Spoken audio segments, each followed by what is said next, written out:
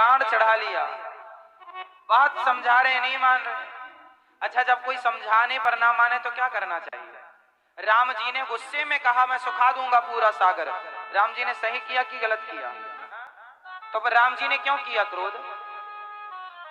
यदि सही जगह पर सही उपयोग के लिए किया जाए तो क्रोध सही। राधे राधे दोस्तों, स्वागत है आपका हमारे YouTube चैनल हरे कृष्णा भक्ति भजन में। आज के इस वीडियो में महाराज जी ने बताया है कि कैसे भगवान अपने भक्तों की मदद हमेशा करते हैं। अगर आप किसी मुसीबत में हैं तो कैसे भगवान का भजन तथा सुमिरन करके उस मुसीबत से पार पा सकते हैं। आशा करते हैं कि यह वीडियो आपको पसंद आएगी।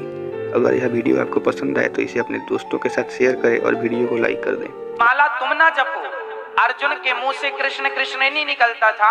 अर्जुन जब सोया करते थे तो अर्जुन के रोम रोम से श्री कृष्ण की ध्वनि निकला करती थी। जो भगवान का हो जाएगा तो फिर वो नहीं जपेगा भगवान का नाम, भगवान खुद अपने भक्त का चिंतन करेगा और उसका रोम रोम जपेगा श्री कृष्ण श्री कृष्ण श्री कृष्ण। अभी आप खर्राटे लेते हैं तो खर्राटे में कैसी आवाज निकलती है? जब आप भगवान के हो जाएंगे ना तो मैं लिख के दे दूं साइन करके, आप जब खर्राटे लेंगे सोते सोते भी आपके मुंह से राम राम निकलेगा, क्योंकि हो गए, डूब गए।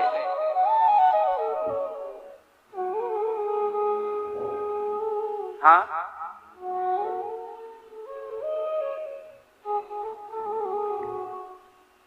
आप अपने घर में नहाते हो? घर में नहाने में और नदी में नहाने में क्या अंतर है? फटाफट उत्तर दो। घर मैया, ओ मेरी मोबाइल वाली मैया सुनो, घर में आप नहाती हो या नहाते हो? सबसे सवाल है, साइंटिफिक उत्तर देना। घर में नहाने से और नदी में नहाने से या तालाब में नहाने से क्या अंतर है? क्या अंतर है दोनों नहाने में? बताओ। घर में नहाने से और नदी में नहाने से क्या लाभ है? कौन ज्यादा अच्छा? कौन सा स्नान सबसे श्रेष्ठ? हाँ, नदी में। नदी में नहाना ज्यादा अच्छा है भैया, हाँ या ना? कि घर में नहाना ज्यादा अच्छा है? घर में नहाना। पहले के लोग कहाँ नहाते थे? आज के 50 साल पहले माता सीता कहाँ नहाती थी? भगवान राम कहाँ नहाते थे? समझो, जब हम घर में नहाते हैं तो हमारी बॉडी को जितना पानी चाहिए, नहाया क्यों जाता है? नहाने का भी साइंटिफिक रीजन है। हमारे शरीर में ये जो रोम है ना, ये रोम एक छिद्र है। हमारे शरीर में करोड़ों छेद हैं, छोटे छोटे। आप मानते हैं इस बात पर? है ना? जब आप घर में नहाते हो तो आपके शरीर में पानी जरा सी देर के लिए आता है, वो पानी को आपका शरीर उसे ग्रहण नहीं कर पाता, सोख नहीं पाता। जबकि आप अपनी बॉडी को जब नदी में डुबाते हैं तो प्रत्येक रोम छिद्र से आपके शरीर में वो पानी खींच लेती है नदी का आपका शरीर, और आपके पूरे रोम छिद्र खुल जाते हैं। आप पानी नहीं पिएंगे तो भी आपके शरीर में पानी की मात्रा पूरी हो जाएगी। पहले के लोग स्वस्थ रहते थे क्योंकि नदी में नहाने से पूरी बॉडी को प्रॉपर पानी मिल जाता है, पूरे रोम छिद्र पानी खींच लेते हैं। आपको प्रैक्टिकल करना हो तो मैं एक बात बताऊं, आप अच्छा नदी में भी जाके डूब के बाहर नहीं निकलना, 10 मिनट 15 मिनट तक नदी में बड़ी आनंद से एंजॉय करो, आनंद से नहाओ, डूबे रहो, अपनी बॉडी को पानी में डुबाए रखो, बार बार डुबकी लगाओ, बार बार अंदर जाओ। फिर क्या होगा?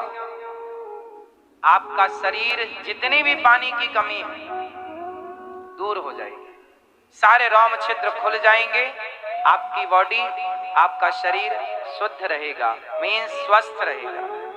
अब समझ लो, जब आप नदी के हो गए तो फिर मुंह से पानी नहीं पीना पड़ा। आपको मुंह से पानी पीने की जरूरत, आपके शरीर में रोम रोम पानी पी रहा है। और घर में आप जो शरीर को जितना पानी चाहिए मिले ही नहीं। आप कौआ स्नान करते हैं घर में, क्या बोलते हैं उसको, कौआ स्नान, पानी डाला हो गया। आजकल तो 4-4 दिन नहाते भी नहीं। समझो हमारी शरीर का मुंह नहीं पानी पी रहा है, रोम रोम पानी पी रहा है। उसी तरह जब अपने आप को भक्ति के प्रेम के सागर में डुबा दोगे तो आपका मुंह राम राम नहीं बोलेगा, राम राम राम नाम बोलेगा, राम राम। जैसे अर्जुन जी के रोम रोम से श्री कृष्ण की ध्वनि निकल रही है। ये है भगवान का हो जाना, ये है भगवान का। इसलिए कभी भी नदियों में नहाने का, तालाब में नहाने का मौका मिले तो छोड़ा ना करो। तुम्हारे ऋषि मुनि कितने परफेक्ट थे। हर अमावस पूर्णिमा में कह के गए हैं तीर्थ स्नान करो। इसी बहाने उन्हें पता था कि तुम घर में नहाने के आदी हो जाओगे, इसलिए ऋषि मुनि कह के गए थे कि अमावस पूर्णिमा डुबकी मारोगे तो शरीर को भरपूर पानी मिल जाएगा, पूरी बॉडी पानी सोख लेगी और आप स्वस्थ रहेंगे। आपके स्वास्थ्य की चिंता के लिए हमारे तीज त्योहार बनाए गए, कहीं ना कहीं वो साइंस से जुड़े हुए हैं।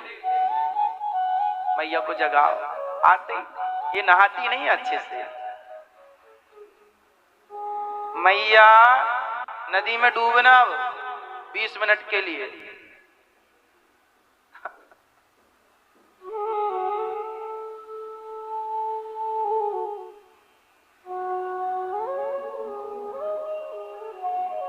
तो आप किसके हो जाएंगे? सबके ममता ताग बटोरी।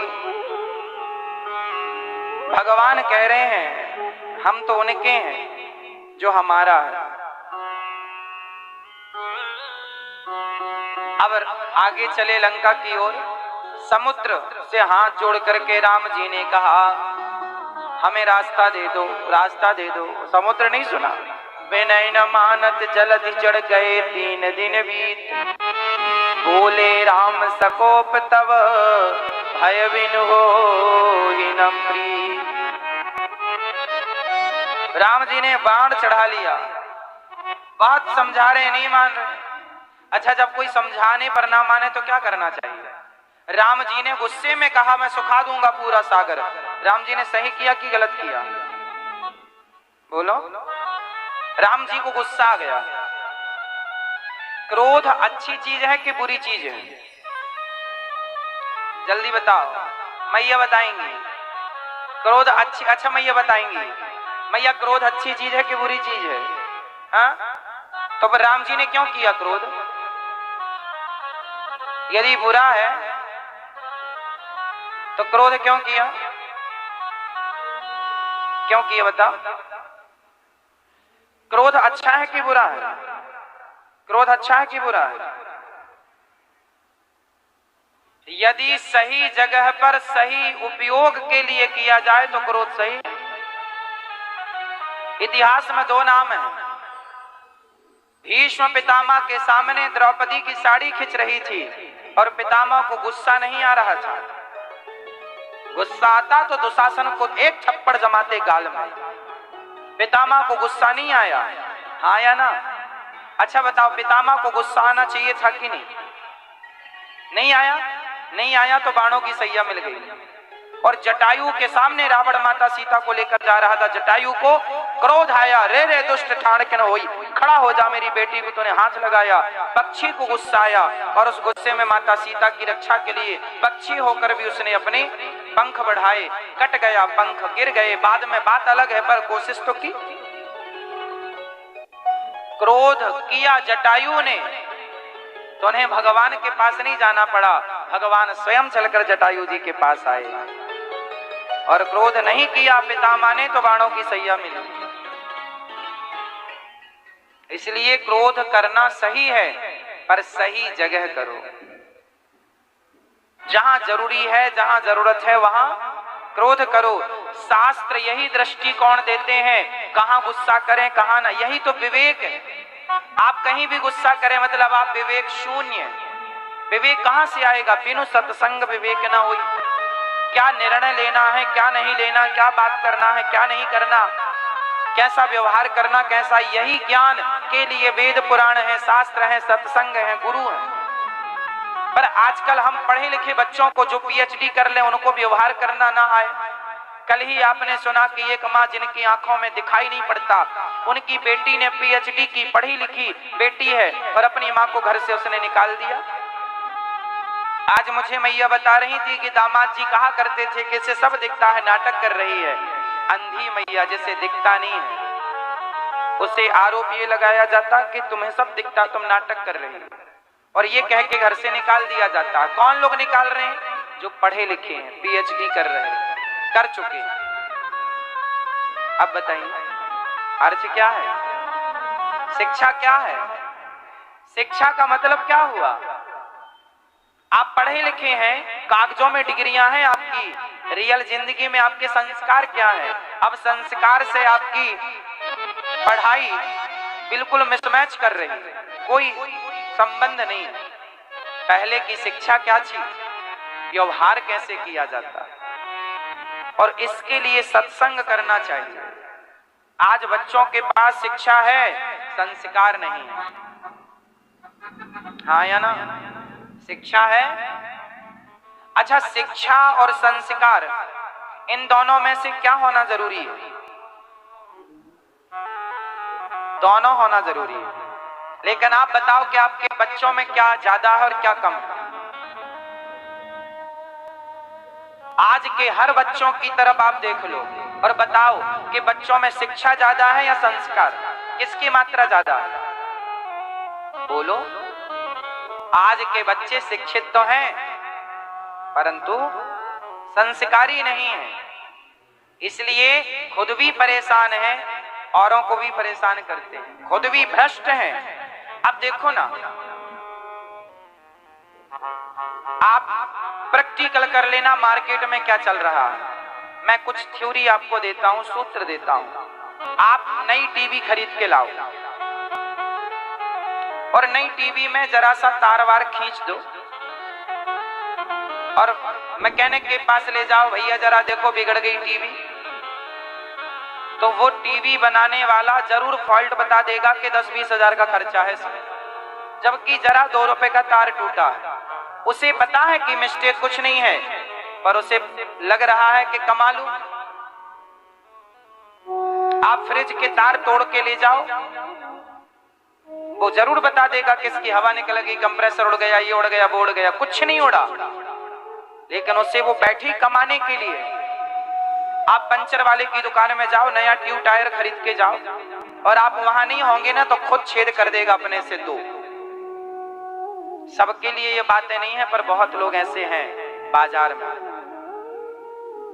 मतलब लोग मौका नहीं छोड़ रहे हैं। ये शिक्षा तो है, पर ये शिक्षा में क्या नहीं है? संस्कार। संस्कार होते तो आदमी बेईमान ना होता। संस्कार क्यों जरूरी है? संस्कार आपको बेईमान नहीं होने देता। यहाँ 1 लाख रुपए पड़े हों और मैं संस्कारी हूं तो मैं 1 लाख छूऊंगा भी नहीं, और यदि संस्कार नहीं है तो आदमी उठा लेगा।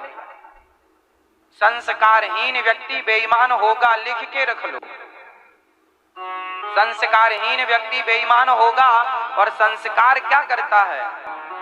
ईमानदार बनाता है, सच्चा बनाता है, झूठा नहीं। आज की शिक्षा आपको झूठ परोस रही है, और आप पढ़े लिखे बच्चे झूठ बोल रहे हैं, धोखा दे रहे हैं, छल कर रहे हैं, निंदा चुगली में लगे हैं। हमारे संस्कार हमें हरिश्चंद्र बनाते हैं। हमारे संस्कार हमें, बोलो क्या बनाते हैं? हरिश्चंद्र। हमारे संस्कार हमें राम बनाने की शिक्षा देते हैं। इसलिए आज के बच्चों को शिक्षा के साथ क्या जरूरी है और क्या नहीं दे रहे हैं आप लोग? केवल शिक्षा। डिग्री ले ले बेटा, डिग्री। फिर क्या करना? डिग्री में दाल चावल मिला के खा लेना, अचार रख लेना डिग्रियों का। क्या करेंगे जब आपका पढ़ा लिखा बेटा आपको घर से निकाल देगा? तो क्या करेंगे आप डिग्रियों का? आपको बेटों की डिग्री चाहिए या बेटों से सेवा की उम्मीद है आपको? एक बात बताओ, जलेबी मीठी होती है कि नहीं? हाँ या नाम उत्तर दो, हाँ या नाम उत्तर दो। मैया पीछे जलेबी मीठी होती है कि नहीं? हाँ, नहीं होती। जलेबी मीठी नहीं होती, चाशनी मीठी होती। चाशनी में जलेबी ना डूबे तो जलेबी की क्या ताकत के मीठी हो जाए। आप डायरेक्ट तेल से निकालकर जलेबी को खाओ, वो तेल की कढ़ाई से निकलकर चाशनी की कढ़ाई में जाती है। ये बात सही है कि गलत है? जलेबी है ज्ञान, जलेबी है, बोलो, जलेबी है ज्ञान और चाशनी है संस्कार। जब तक ज्ञान संस्कारों की चाशनी में न डूबे तब तक वह ज्ञान ग्रहण करने योग्य नहीं होता। जैसे जलेबी बिना चाशनी में डूबे वो खाने योग्य। आजकल का ज्ञान संस्कारहीन है, इसलिए वो ग्रहण करने योग्य। इसलिए अपने बच्चों को क्या देंगे? संस्कार। शिक्षा भी दो, और शिक्षा से ज्यादा शिक्षा 19 चलेगी, संस्कार 20 हो। पर आप क्या करते हैं? शिक्षा तो 20 है, संस्कार 19 क्या 18 भी नहीं, 15 भी नहीं। राम जी ने क्या किया? क्रोध किया। जहां क्रोध की जरूरत है वहां जरूर क्रोध करना चाहिए। राम जी ने मारा, बाण मारने खड़े हुए, समुद्र हाथ जोड़ करके आ गए और समुद्र ने हाथ जोड़कर कहा, हे प्रभु, आपने ठीक ही गुस्सा किया, हम इसी क्रोध के अधिकारी हैं। ढोल गंवार सूत्र पसुनारी सकल ताड़ना के अधिकारी। ये चौपाइया। ये बात कौन कह रहा है? ये ढोल गंवार सूत्र पसुनारी, ये बात कहा किसने रामचरितमानस में? ये बात किसने कही, जरा बताओ हमें। ये बात राम जी ने कही, लक्ष्मण जी ने कही, हनुमान जी ने कही, तुलसीदास जी ने कही, या समुद्र ने कही? ये बात किसने कही? भाई तुलसीदास जी केवल लिखने वाले हैं, वो लिखते चलेंगे जो हनुमान जी बताते चल रहे हैं कि रावण ने ऐसा कहा था, लिख दो। राम जी ने ऐसा कहा, लिख दो। समुद्र ने ऐसा कहा, लिख दो। जब राम जी समुद्र के सामने खड़े भये कि बात नहीं मान रहा तू, मुझे रास्ता नहीं दे रहा। जब राम जी ने धनुष में बाण चढ़ाया तो समुद्र क्या हुए? थर थर कांपने लगे। समुद्र प्रकट हो गए और उन्होंने कहा कि आपने जो गुस्सा हम पर किया है, हम इसके अधिकारी हैं, क्योंकि हम ढोल गंवार सूत्र पसुनारी सकल ताड़ना के अधिकारी। हम गंवार हैं, हम आपकी बात नहीं सुन रहे हैं, हम दुष्ट हैं, हम आपकी बात नहीं समझ पाए। प्रभु क्षमा करो, क्षमा करो, क्षमा। हाँ, अरे सब बताएंगे, अभी अब भी बताएंगे, धैर्य रखो। अब यहां पर कहा ढोल गंवार सूत्र पसुनारी सकल ताड़ना। चलो बताओ, ताड़ना मतलब क्या? ताड़ना मतलब, ताड़ना मतलब क्या होता? आप बताओ, ताड़ना मतलब क्या होता? आप गांव के हैं कि शहर के हैं? आप गांव के हैं कि शहर के हैं? शहर में रहते हैं।